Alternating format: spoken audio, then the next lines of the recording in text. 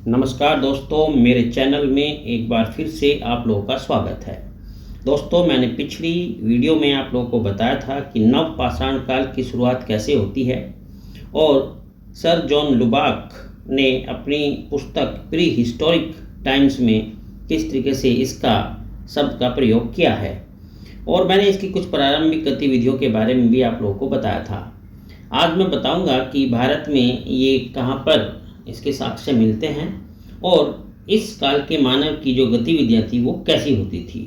तो चलिए मैं स्टार्ट करता हूँ। तो सबसे पहले मैं बताऊंगा कि अगर हम इसको देखो विश्व के संदर्भ में देखें तो नव पाषाण युग 9000 ईसा पूर्व से प्रारंभ होता है, और अगर इसी को हम भारत के जो है रेफरेंस में देखें तो ये 7000 ईसा पूर्व से शुरुआत होती है, यानी भारत में 7000 ईसा पूर्व में इसकी शुरुआत मानी जाती है। और ये जो नव पाषाण कालीन संस्कृति थी ये खेती पर आधारित संस्कृति कही जाती है, और खेती पर आधारित इस नव पाषाण कालीन संस्कृति का जो प्रारंभिक साक्ष्य भारत में मिलता है वो मिलता है भारत पाक क्षेत्र के पश्चिमोत्तर भाग में।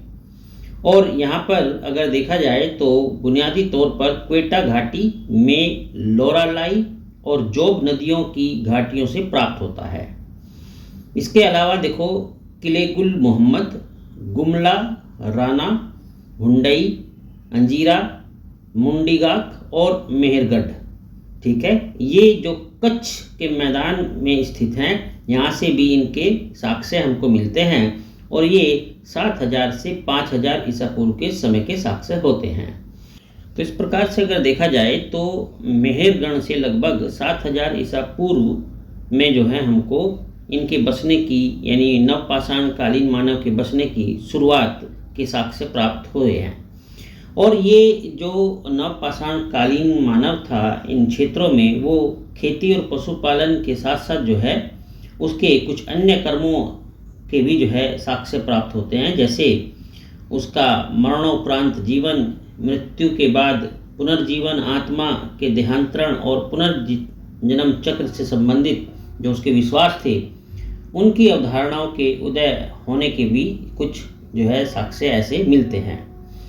अब अगर हम स्थायी रहन सहन की बात करें उसकी, तो स्थायी रहन सहन के फलस्वरूप नई दस्तकारियों जैसे मर्त भांड बनाने की कला का विकास भी जो है इसका हुआ है, यानी मानव ने किया है। और पशुपालन की शुरुआत मध्य पाषाण काल से ही हो गई थी। ये मैंने आप लोगों को पहले ही बताया है कि जो पशुपालन की इसकी शुरुआत थी वो मध्य पाषाण काल में हो चुकी थी, लेकिन इस काल में जंगली पशुओं को अत्यधिक संख्या में पालतू बनाया गया। नव पाषाण काल में जंगली पशुओं को जो है सबसे ज़्यादा संख्या में जो है पालतू बनाया गया। भारत में गाय, बैल, भैंस, भेड़, बकरी, कुत्ता आदि इनके पालन किए जाने के साक्ष्य मिलते हैं, और घोड़ा पालन के विषय में विद्वान का जो मत है वो एक सुर में नहीं बोलते कि भाई घोड़ा वे पालते थे या नहीं पालते थे।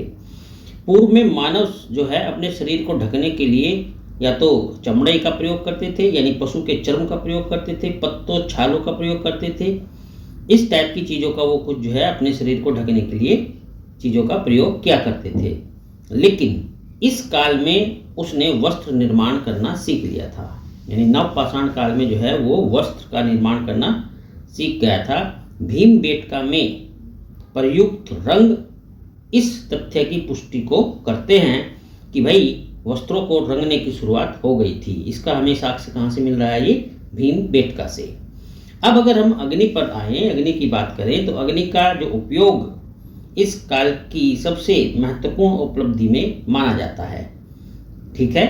अग्नि के उपयोग से अब जो मानव था वो अपने भोजन को पकाने की तकनीक यानी एक तरीके से सीख चुका था, और उसने भोजन पकाना प्रारंभ कर दिया था। अग्नि ने अंधकार में प्रकाश फैलाया, शरीर में ऊर्जा का संचार जो है अब अग्नि के कारण संभव होना शुरू हो गया था। तो यानी अग्नि का वो अब अच्छे से पहले की कंपेरेटिवली प्रयोग करना सीख गया था। नव पाषाण युग का जो अंतिम दौर रहा, ठीक है, यानी नव पाषाण युग का जो अंतिम दौर था उसमें धातुओं के उपयोग की शुरुआत हुई और तांबा सर्वप्रथम इस्तेमाल होने लगा था। इसी कारण ये जो काल है इसको ताम्र काल भी ये कहलाता है। क्या कहलाता है ये? ताम्रकाल। मनोरंजन के जो साधन थे उसमें नृत्य, गान, आखेट, इस तरीके की चीज़ें जो है प्रमुख थी, यानी इनसे वो अपना मनोरंजन किया करता था। जो भीमबेटका के चित्र हैं उन चित्रों से लोगों में इस कला के प्रति जो रुचि थी उसको कैसे वे प्रकट करते थे, इस चीज़ का जो है हमको वहाँ से साक्ष्य मिलता है। तो दोस्तों ये थी नवपाषाण काल के मानव की जो जीवन की गतिविधियाँ थी वो किस तरीके से अपने जीवन को अब जो है थोड़ा सा ढंग से पहले की कंपेरेटिवली जीना सीख गया था, उससे संबंधित कुछ जानकारियाँ। उम्मीद करता हूँ ये जानकारी आपको काफ़ी लाभप्रद होंगी। चलिए, मुझसे जुड़े रहने के लिए आपका बहुत बहुत धन्यवाद। अगर चैनल सब्सक्राइब नहीं किया है तो एक बार ज़रूर कर लीजिएगा और लाइक कीजिएगा, कमेंट करके बताना आपको कैसा लगा। आपका दिन शुभ हो। धन्यवाद।